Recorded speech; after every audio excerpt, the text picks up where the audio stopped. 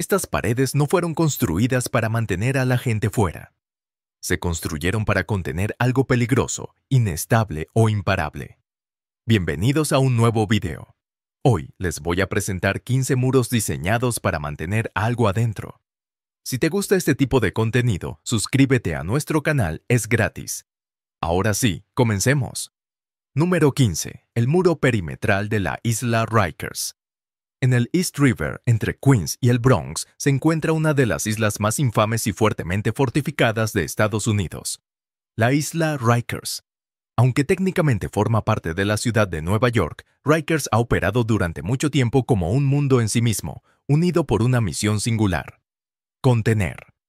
No proteger, no defender, sino confinar, aislar y controlar. El símbolo de esa misión no son los edificios, las vallas o las pistas cercanas. Es el enorme muro perimetral que rodea gran parte del centro de la isla. Este fue un muro construido para mantener a la gente dentro. No metafóricamente, literalmente. El muro no es una estructura uniforme, sino un mosaico de altas barreras de concreto, cercas de acero reforzado, torres de vigilancia y barricadas con alambre de púas. Aquí, altos muros de concreto de hasta 6 metros de altura están reforzados por zanjas antivehículos internas, luces de inundación, patrullas de guardia y cámaras espaciadas cada pocos metros. Pero es el muro exterior, el que mira a la orilla, el que se erige como la barrera física definitiva. Ha sido reforzado a lo largo de las décadas, no solo para mantener a la gente dentro, sino para resistir la lenta erosión de la isla misma. La isla Rikers fue expandida artificialmente usando relleno sanitario a principios del siglo XX y el control de la erosión ahora forma parte de la estrategia de contención. Las fugas de Rikers son bastante raras, pero no inauditas. El muro ha sido probado. En 1981, 2 reclusos escaparon creando chalecos salvavidas con bolsas de basura y escalando el muro sur antes de nadar hasta Queens. En la década de 1990, una barcaza trajo suministros cerca del perímetro y varios reclusos intentaron romper el muro usando ganchos de agarre improvisados. Fallaron y cada violación o intento llevó a más refuerzos. Ha habido llamados a la reforma. En 2017, la ciudad de Nueva York anunció planes para cerrar la isla Rikers y reemplazarla con una cárcel más pequeña en los Borough Grounds, pero el proyecto se ha retrasado repetidamente y el muro permanece. Cada vez que el debate se aviva, ya sea sobre la reforma de la fianza, las condiciones de la prisión o la ética de la detención previa al juicio, lo que se olvida es que el muro sigue en pie, sigue resistiendo. Este no es un muro construido para proteger a la sociedad de una invasión. Es un muro que la sociedad construyó para almacenar sus fracasos tranquilamente, fuera de la vista. Número 14. El muro de bioseguridad de Plum Island. Justo al noreste de Long Island en Nueva York, se encuentra una isla que la mayoría de los estadounidenses nunca han visitado, pero que casi todos deberían conocer. Plum Island, un terreno azotado por el viento de 840 acres, es propiedad del gobierno de Estados Unidos y alberga una de las instalaciones de investigación biológica más seguras y secretas del hemisferio occidental, el Centro de Enfermedades Animales de Plum Island. Y aunque no esté rodeado por los imponentes muros de piedra de los castillos medievales, está envuelto en uno de los sistemas de contención más críticos de la historia moderna. Un muro construido no para mantener a los enemigos fuera, sino para mantener algo mucho más peligroso dentro. Fundado en 1954 durante la Guerra Fría, el centro fue establecido por el Departamento de Agricultura de los Estados Unidos como una defensa de primera línea contra las enfermedades animales extranjeras. Su misión fundacional era simple pero vital: investigar, diagnosticar y desarrollar contramedidas para patógenos animales altamente contagiosos, especialmente la fiebre aftosa, una de las enfermedades del ganado más infecciosas del planeta. La FMD es tan virulenta que una sola gota microscópica puede infectar rebaños enteros, paralizando los sistemas agrícolas y las cadenas alimentarias. Puede propagarse por el aire, en la ropa, en la tierra, en una bota. Las consecuencias económicas y sociales de un brote en Estados Unidos podrían superar fácilmente los miles de millones de dólares en cuestión de semanas. Por esa razón, la estricta ley de Estados Unidos prohíbe la investigación del virus vivo de la FMD en cualquier lugar del continente. Plum Island, rodeada de agua, fue elegida porque si ocurriera un escape, el océano mismo serviría como una barrera natural adicional. Toda la isla es como una prisión, pero los reclusos son microscópicos y su liberación constituiría un desastre biológico. A lo largo de los años, Plum Island ha sido objeto de intensas teorías. Rumores de programas secretos de guerra de gérmenes, orígenes de la enfermedad de Lyme o criaturas mutantes que llegan a las costas cercanas. Y si bien estas teorías siguen sin fundamento en hechos documentados, señalan una ansiedad cultural enraizada en algo muy real. El miedo a lo que podría suceder si el muro falla. En 2001, después de los ataques del 11 de septiembre, se planteó la preocupación de que Plum Island pudiera ser un objetivo del bioterrorismo. El Departamento de Seguridad Nacional asumió las operaciones, mejorando aún más la seguridad. Irónicamente, esto hizo que la isla fuera a la vez más segura y más secreta. Es uno de los pocos lugares en Estados Unidos donde casi nadie tiene permitido visitarla, fotografiarla o incluso acercarse casualmente. En cierto modo, la historia de Plum Island es sobre la confianza. Confianza en los sistemas, confianza en la ciencia y confianza en muros que no puedes ver, pero que te protegen de todos modos. El peligro que contiene no es solo académico. Si un patógeno como la FMD lograra escapar, podría paralizar la economía ganadera de Estados Unidos, provocar pánico, escasez de alimentos y una matanza masiva de animales a una escala nunca antes vista. El muro alrededor de Plum Island puede que no proyecte una sombra, pero contiene algunas de las fuerzas más potentes que la biología ha conjurado y sirve como una de las estructuras de contención más importantes del mundo. Número 13. El muro alrededor de Goliotok. En el mar Adriático se encuentra una isla que a primera vista parece un promontorio croata más, rocosa, bañada por el sol y azotada por el viento. Pero Goliotok, que se traduce literalmente como isla desierta, lleva consigo un legado de pavor. A lo largo de mediados del siglo XX, esta desolada isla sirvió como un campo de prisioneros bajo la antigua República Federativa Socialista de Yugoslavia. Y fue diseñado específicamente para contener no a criminales, sino a desviados políticos.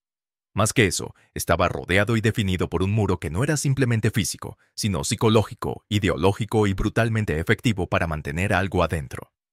Creencias no deseadas. Goliotok nunca fue oficialmente marcado en los mapas turísticos y no hubo registros públicos que detallaran sus operaciones durante su apogeo en las décadas de 1950 y 1960. El propósito principal de la prisión era reeducar a los prisioneros políticos, la mayoría de ellos comunistas, que habían mostrado simpatía por Stalin después de la división Tito-Stalin de 1948. En ese tenso juego político de ajedrez de la Guerra Fría temprana, la Yugoslavia de Josip Broz Tito se convirtió en una de las pocas naciones del bloque del Este en rechazar el control soviético directo.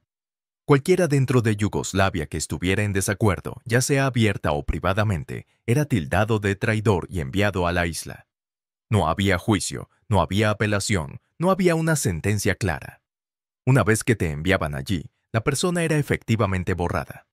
Los reclusos aquí a menudo se quedaban sin camisa bajo el sol o se congelaban con ropa andrajosa. Pero lo que realmente la convirtió en una fortaleza no fue solo la geografía. Fue el complejo penitenciario en sí. Rodeado por un alto muro perimetral de piedra y concreto que seguía las crestas del terreno de la isla. El muro no tenía arquitectura, realmente no la necesitaba. Su propósito era la contención y la intimidación psicológica. Pero más allá del muro físico había una barrera aún más asfixiante.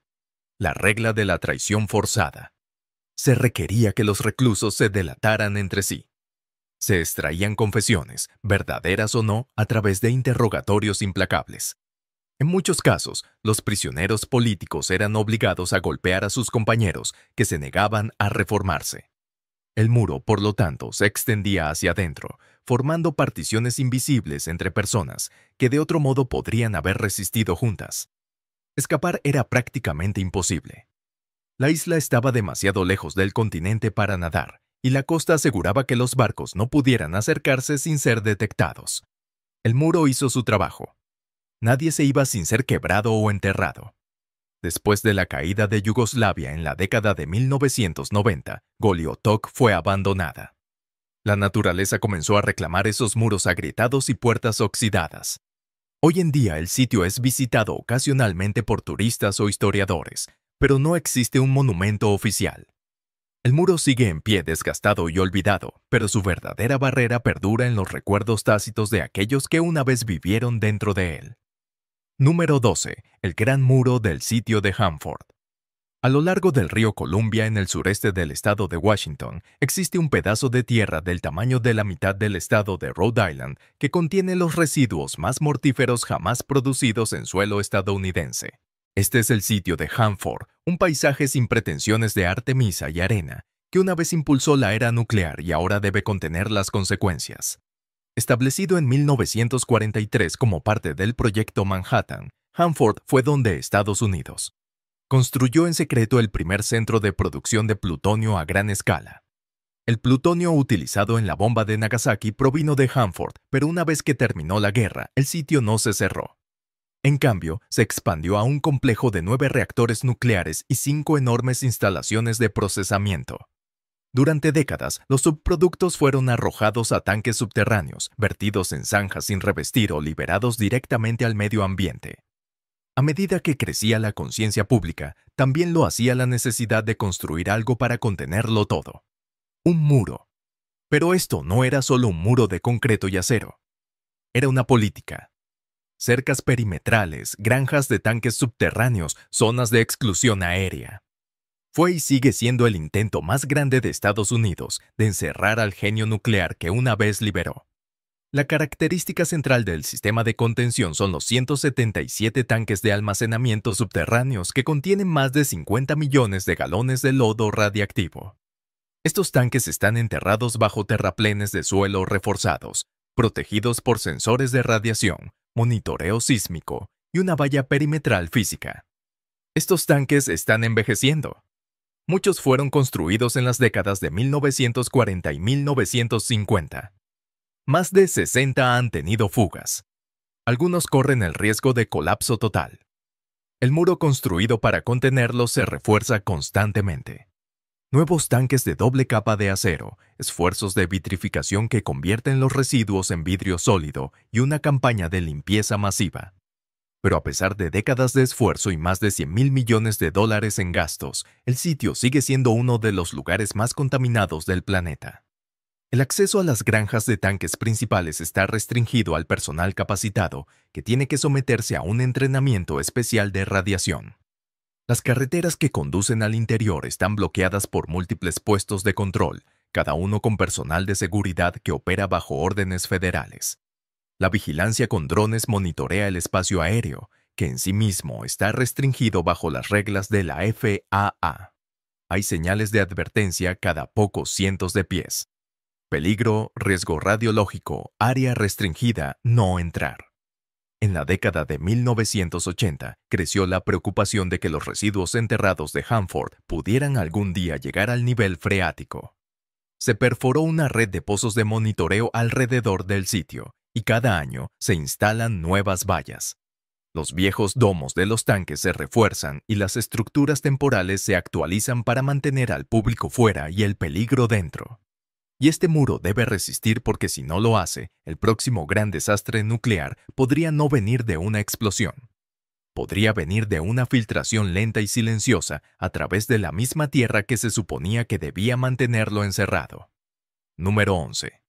Los muros del biodomo de Gardens by the Bay, Singapur, es conocido por su skyline, pero justo al sur de la bahía de Marina, un tipo de muro muy diferente se alza a la vista. Curvo, resplandeciente y completamente transparente. No son edificios de oficinas ni centros comerciales. Son los muros del biodomo, las estructuras de vidrio de gran altura que conforman el bosque nublado y el jardín de las flores de Gardens by the Bay. Y a diferencia de la mayoría de los muros que mantienen la naturaleza fuera, estos muros fueron construidos para contenerla. El domo tiene 58 metros de altura, se extiende a lo largo de 1,2 hectáreas y contiene una montaña viva cubierta de orquídeas, helechos y plantas que normalmente se encuentran en los neblinosos bosques nublados de América Central, América del Sur o el sudeste asiático.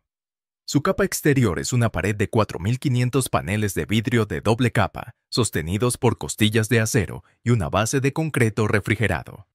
Cada panel no fue diseñado por una cuestión estética, sino por contención. En el interior, el aire frío circula a través de conductos ocultos debajo de los pasillos y cascadas, y boquillas nebulizadoras emiten una nube cada 2 horas.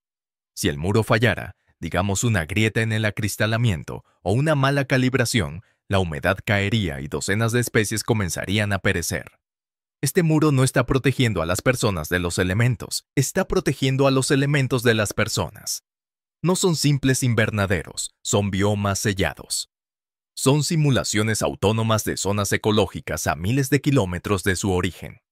En un mundo que enfrenta cambios ambientales, los muros de los biodomos de Singapur representan un tipo de defensa más silenciosa.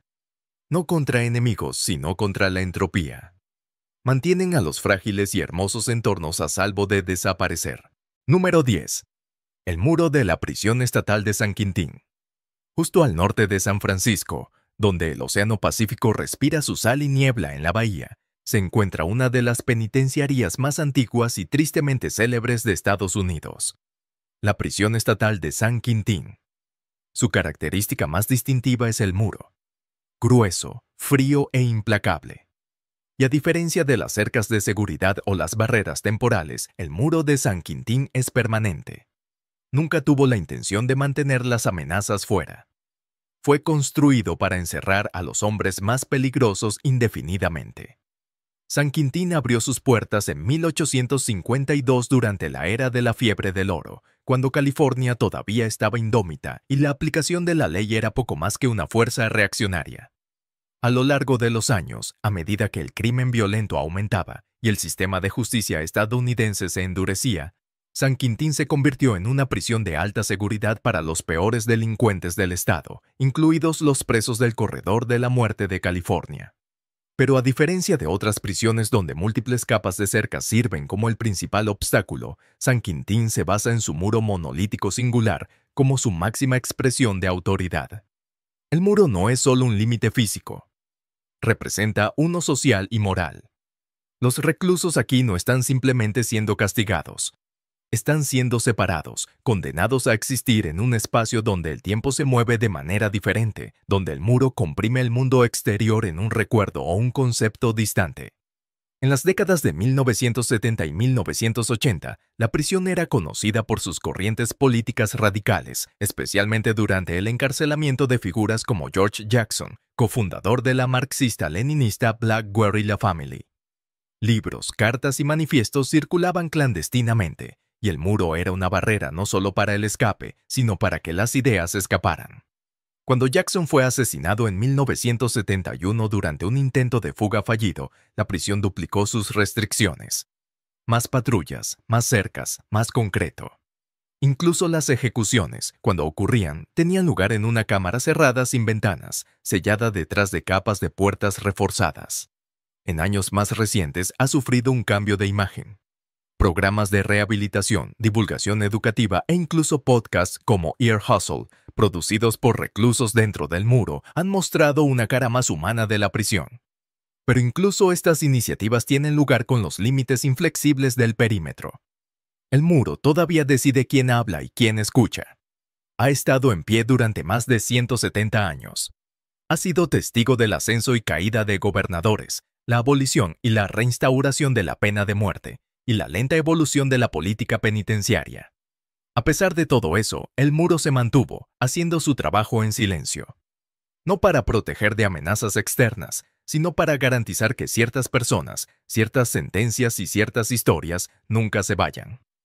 Número 9. El muro de la zona de exclusión de Chernóbil. A la 1:23 de la mañana del 26 de abril de 1986, el reactor número 4 de la central nuclear de Chernóbil explotó. Fue un accidente industrial empeorado por la arrogancia, el mal diseño y el error humano. En los segundos que siguieron a la explosión, una columna de material radiactivo estalló en el cielo nocturno y comenzó a extenderse por Europa. Pero a medida que la lluvia radiactiva viajaba hacia afuera, las autoridades soviéticas se apresuraron a construir algo hacia adentro. Una zona de contención, una frontera, un muro. Ese muro eventualmente se convirtió en la zona de exclusión de Chernóbil. uno de los límites más singulares y inquietantes del planeta.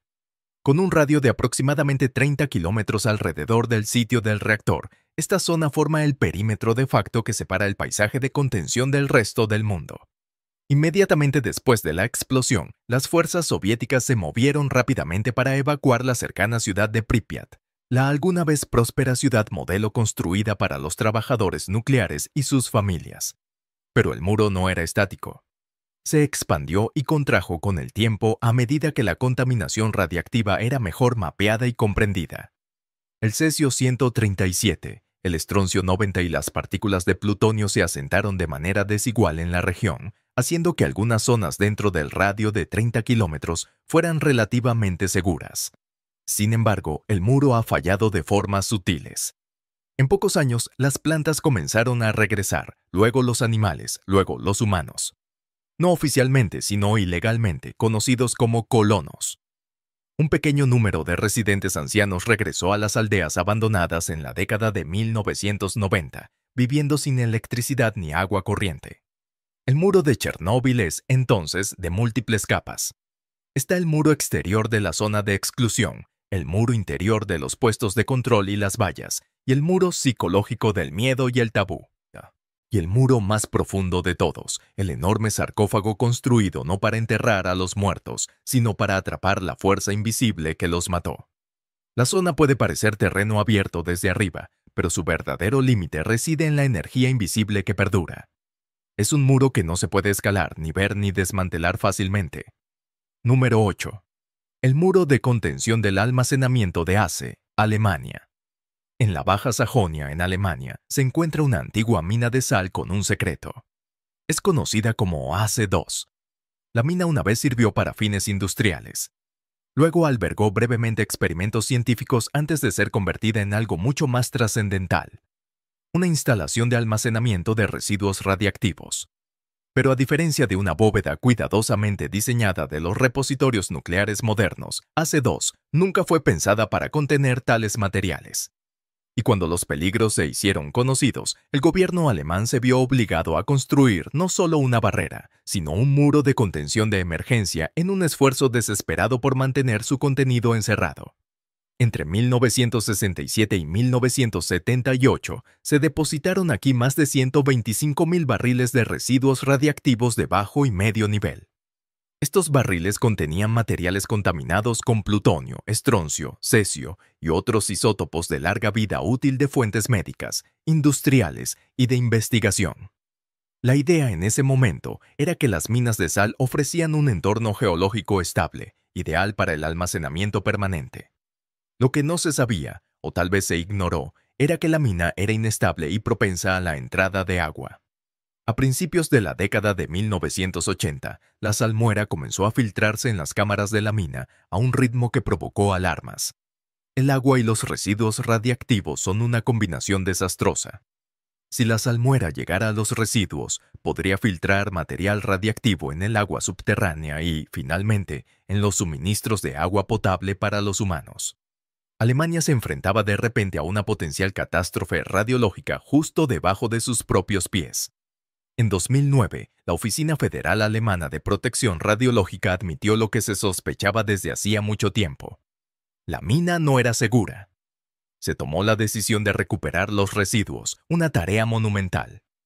Pero mientras tanto, se tuvo que construir un muro de contención de emergencia para detener la creciente salmuera y la posible migración de la radiactividad hacia el exterior. El muro que construyeron no es permanente. Es un mecanismo de retención. El gobierno alemán todavía está planeando una recuperación completa de los residuos, un proyecto que se espera que tarde décadas y cueste miles de millones. Los ingenieros ahora deben revertir un proceso que nunca fue diseñado para deshacerse, excavando cámaras selladas y recuperando barriles corroídos que podrían romperse con el más mínimo mal manejo. Los residentes de las ciudades circundantes viven bajo una amenaza invisible. No pueden ver el muro, pero dependen de él a diario. La radiación no se preocupa por la política o la distancia. Se mueve con el agua, el polvo y el tiempo. Número 7. La biovalla de Pirbright. En las colinas de Surrey, en Inglaterra, escondido entre pastos y setos cuidados, se encuentra una instalación de la que pocos fuera del mundo de la virología han oído hablar, pero cuya existencia es fundamental para la seguridad de la agricultura británica.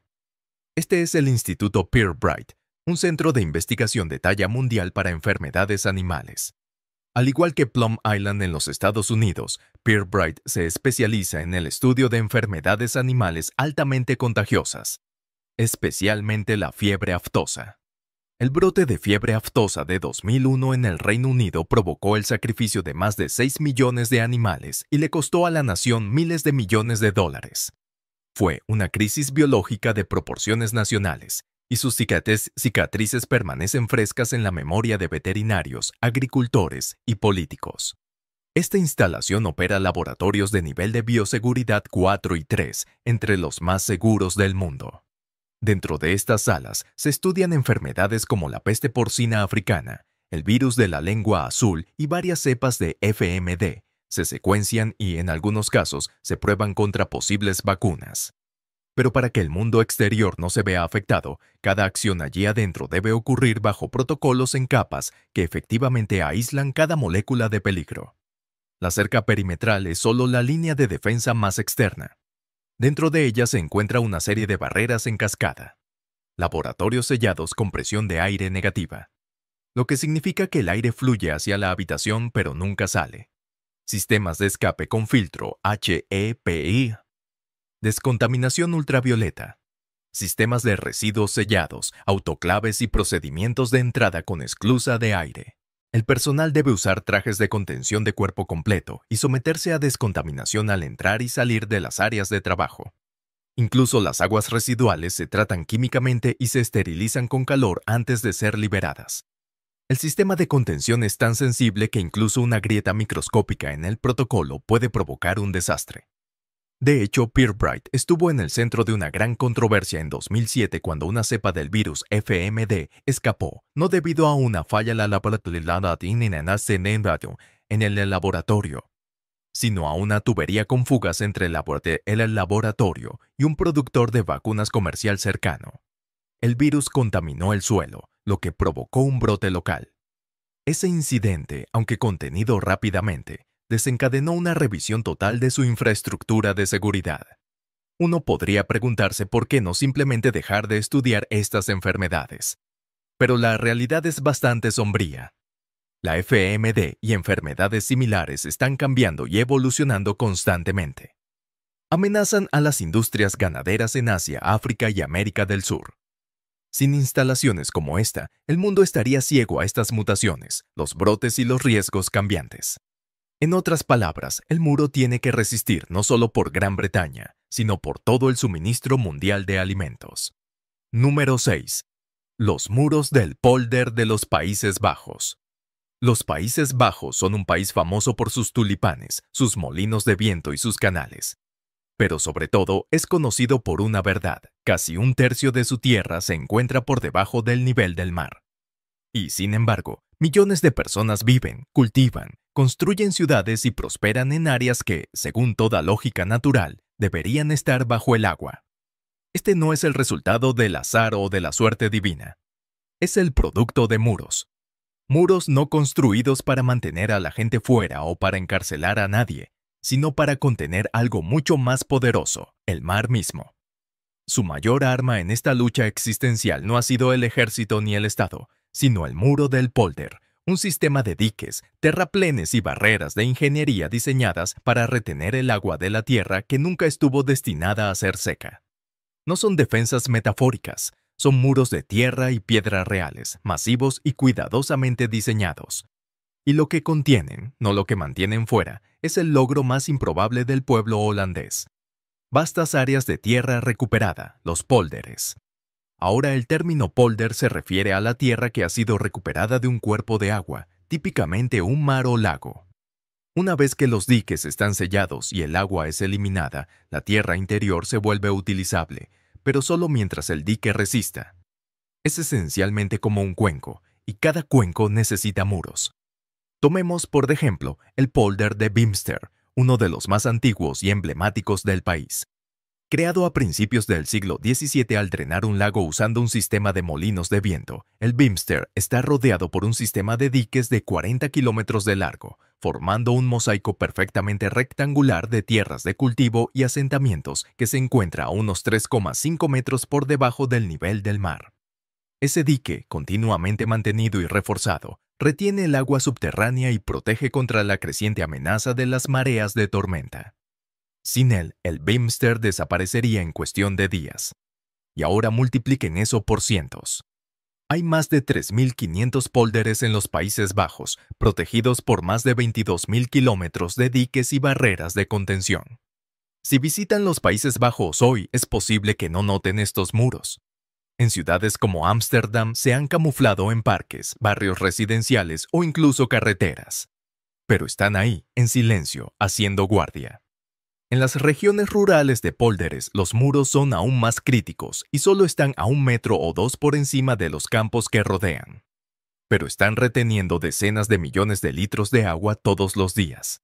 Y en algunas áreas, las bombas funcionan constantemente para empujar el agua de regreso sobre los diques y hacia los canales. Los muros que los holandeses construyeron ahora están siendo estudiados y replicados en todo el mundo.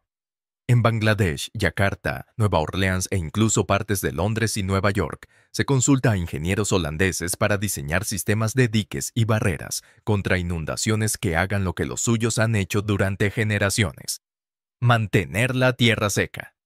Eso es lo que hace que el muro del pólder holandés sea quizás el muro de contención más inquietante de la Tierra. No solo mantiene algo adentro, mantiene la realidad en su lugar.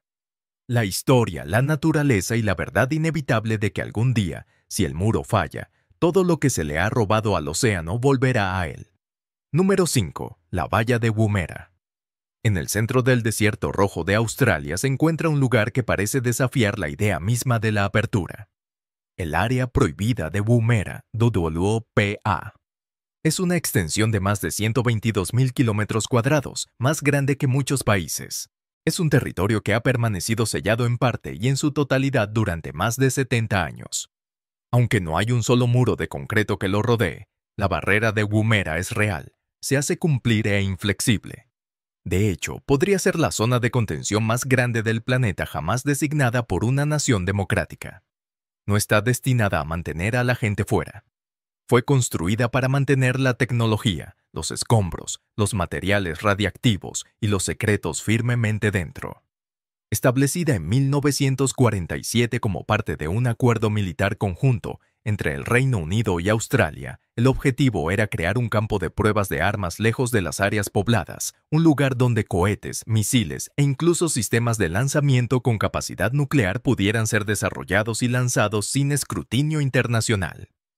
A diferencia de las prisiones o las plantas nucleares, el muro de Woomera no fue construido con piedra o metal, sino con restricciones en capas, jurisdicciones superpuestas y una intensa vigilancia.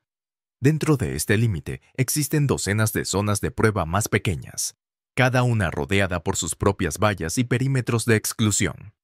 Una de las más estrechamente vigiladas es el sitio de las pruebas del misil Blue Streak, un sistema de cohetes británico abandonado hace décadas, pero aún rodeado de vallas reforzadas.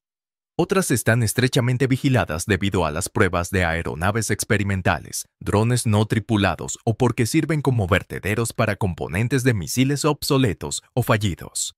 Parte de ese material, especialmente los componentes utilizados en las primeras mezclas de combustible para cohetes y computadoras de guía, permanecen sellados dentro de contenedores de metal o enterrados en la arena, demasiado peligrosos o demasiado secretos para ser recuperados. Durante décadas, la gente de Australia supo poco sobre lo que sucedía en Woomera. El gobierno impuso una censura estricta e incluso hoy en día, partes del sitio están protegidas por leyes. Los periodistas han sido arrestados por intentar siquiera fotografiar el interior, y los activistas ambientales han sido rechazados repetidamente. El límite de Woomera no fue construido solo para asegurar un sitio. Fue construido para asegurar un momento en la historia cuando las naciones buscaban el dominio a través de cohetes, secretismo y la ilusión de control. Woomera está una vez más activo, pero sus muros permanecen cerrados al exterior, no solo para contener los proyectos actuales, sino para poner en cuarentena los fantasmas del pasado.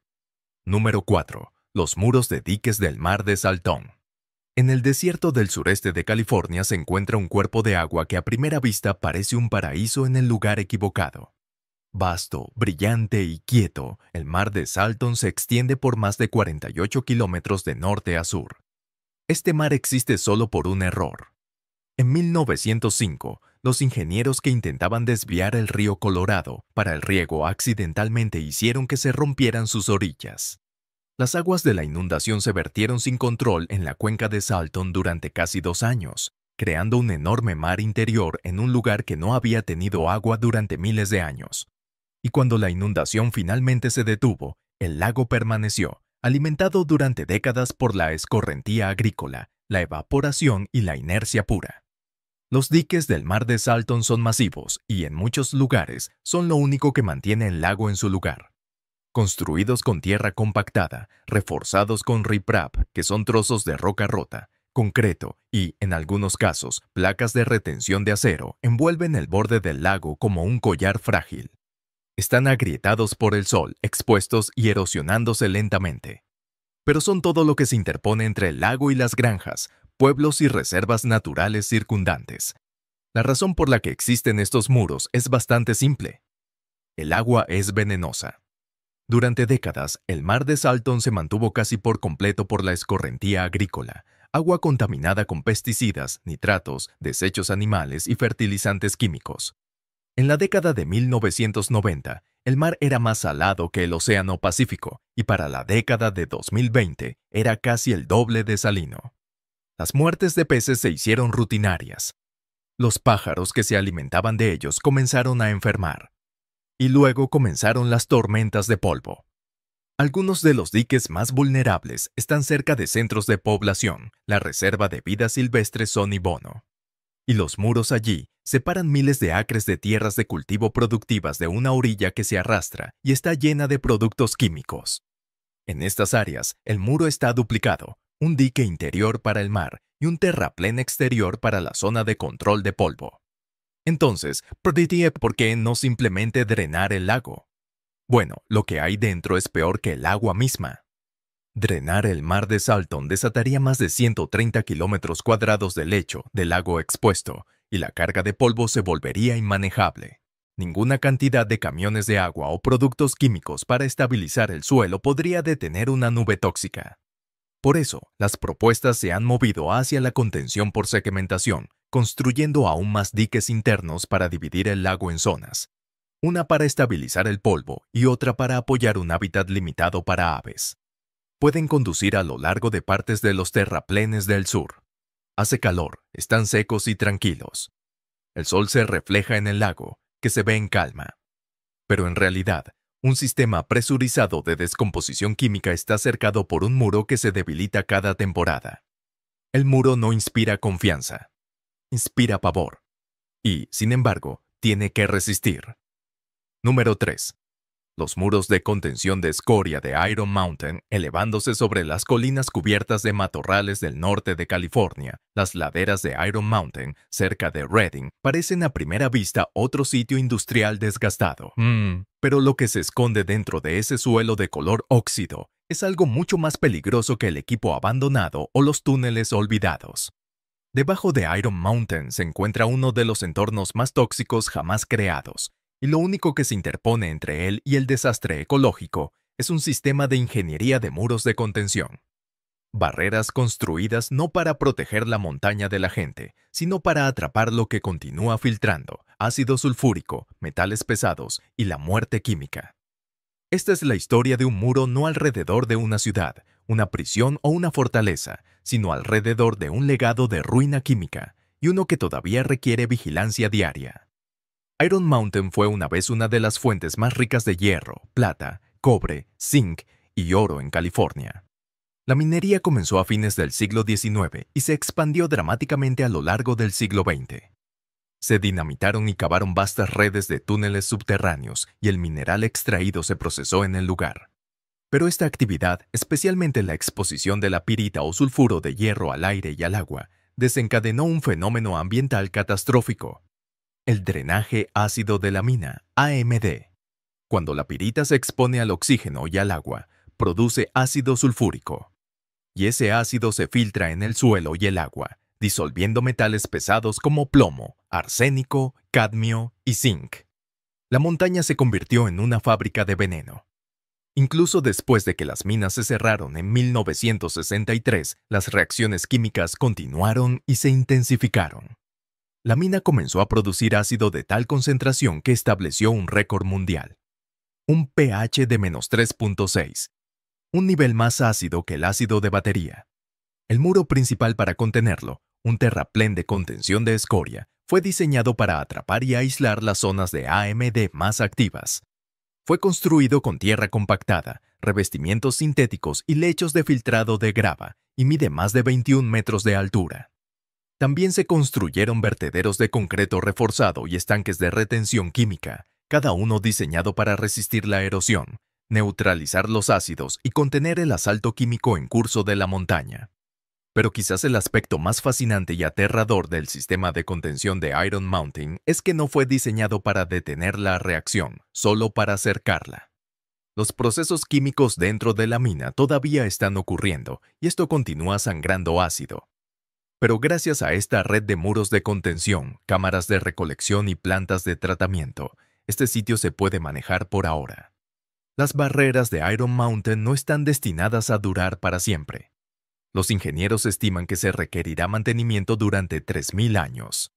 En efecto, los muros deben convertirse en una infraestructura generacional, transmitida de agencia en agencia como una herencia oscura. Pero no son monumentos, son cicatrices. Dicen que algo sucedió aquí. Algo que no podemos deshacer, pero podemos mantenerlo adentro, al menos por ahora. Número 2. El muro del relleno sanitario de Binhai New Area. En la costa de Tianjin, una megalópolis con más de 13 millones de personas y uno de los puertos más concurridos de China, hay un muro que empequeñece a la persona promedio en altura, longitud y consecuencia silenciosa. No protege a un ejército ni resguarda a los civiles de la invasión. Envuelve algo mucho más persistente, mucho más volátil. Uno de los vertederos diseñados más grandes del mundo, el relleno sanitario de Binhai New Area en Tianjin. Es un repositorio masivo de residuos urbanos e industriales. Más de 10.000 toneladas de basura entran al sitio todos los días, traídas por convoyes de camiones de basura de barrios residenciales, parques de oficinas, instalaciones y plantas químicas. En algunos lugares, la basura tiene más de 21 metros de profundidad.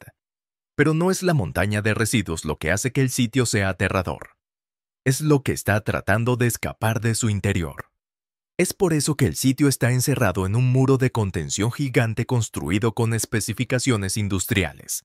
Se eleva a más de 18 metros en algunos lugares, hecho de concreto fuertemente reforzado, capas de arcilla impermeables y geomembranas con sistemas de control de lixiviado de múltiples capas. Este muro no formaba parte de la construcción original del relleno sanitario. Como muchas de las megaestructuras chinas, el relleno sanitario superó su diseño rápidamente. A medida que la economía de Tianjin se disparó a principios de la década de 2000 y la urbanización de China explotó, también lo hizo la basura. Residuos sólidos municipales, solventes industriales, lodos de metales pesados. Y debajo de todo, la gravedad y el tiempo hicieron su trabajo silencioso, comprimiendo capas y liberando ríos de lixiviados, un fluido espeso de color marrón y negro compuesto de materia orgánica en descomposición y cualquier producto químico que recoge en el camino. En su base, el muro se asienta sobre una plataforma de cimentación profunda, hecha de columnas de piedra compactada y zanjas de relleno de arena diseñadas para distribuir la carga. La parte media de los muros contiene un núcleo de concreto reforzado, especialmente importante en caso de un terremoto, que podría convertir el relleno sanitario en una mezcla inestable de residuos. Revestiendo la cara interior del muro en contacto directo con la masa de residuos, hay una alfombra. Una capa de arcilla autónoma que se hincha cuando se expone a líquidos. Por encima de eso, hay un revestimiento geosintético, esencialmente una membrana plástica de alta resistencia que actúa como un segundo escudo impermeable. Pero lo que realmente define a este muro es la carga. No solo contiene material estático, contiene descomposición en movimiento. Dentro del muro hay una montaña de basura biológicamente activa que genera constantemente calor, presión, gas y líquido. Las temperaturas en el núcleo del relleno sanitario superan rutinariamente los 70 grados Celsius. Los pozos de gas se adentran en el núcleo y liberan presión a través de torres de quema.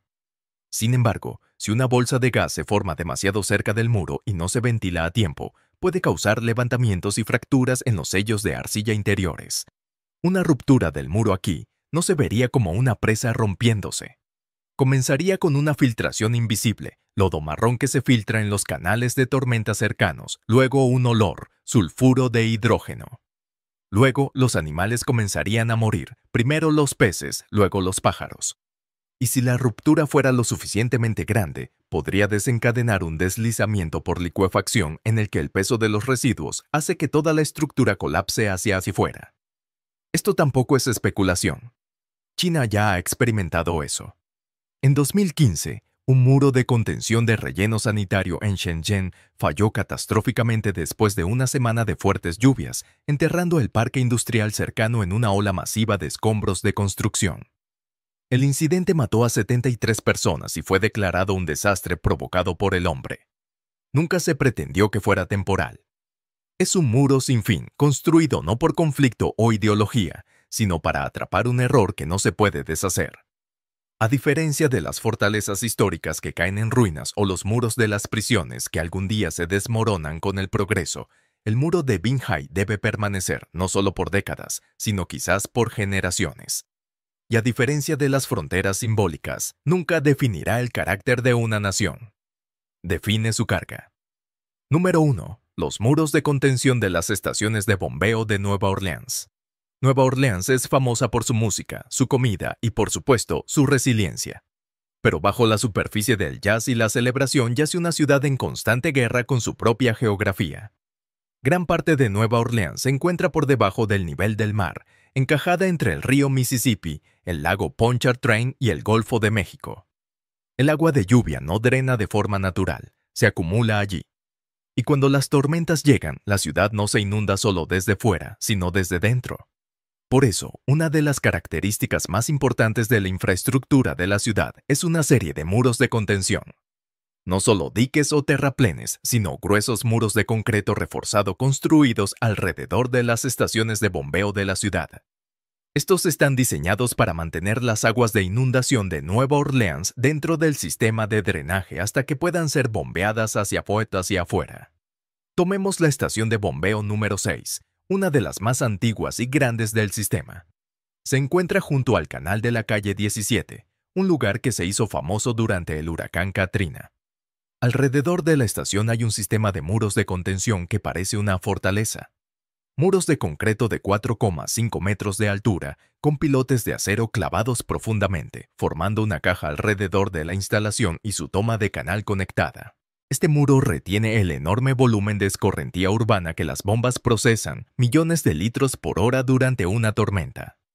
Si estos muros no existieran, el agua que se está recogiendo simplemente se desbordaría a los barrios adyacentes. Los muros aseguran que a medida que las calles se drenan, esa escorrentía permanezca atrapada dentro del sistema. A diferencia de los diques diseñados para proteger perímetros, estos muros de las estaciones de bombeo miran hacia adentro. Cada uno está equipado con puertos de acceso para mantenimiento de emergencia, y algunos incluso tienen compuertas automatizadas que pueden aislar segmentos si el flujo se vuelve inestable. En la mayoría de las ciudades, el agua de lluvia drena por gravedad. Pero en Nueva Orleans, los muros nos recuerdan que cuando tu punto más bajo está dentro de la ciudad, tienes que construir tus defensas para mantener a raya tus propias aguas. Llegamos al final de este video. Comenta en los comentarios, dale like al video, suscríbete y activa la campanita para disfrutar de próximos videos como este. Hasta la próxima.